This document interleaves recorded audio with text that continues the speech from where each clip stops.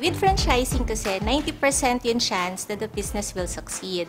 So, and then second, dahil with franchising, nakikita mo na yung mga product, alam mo na kung ano yung nagugustuhan mo. Importante kasi you believe in the product that you franchise. Ikaw din, customer ka nung product na gusto mo i-franchise. So with us kasi, mostly ng mga franchise namin is kami mismo, customer kami, and kumakain talaga kami ng product na binibili namin. And then second, yung system, nandiyan na, so hindi ka na mahihirapan, in place na siya, andyan na yung product, i-deliver na lang, including the inventory, tinuturuan ka na nila kung paano. Lastly, nandun na yung customers nila.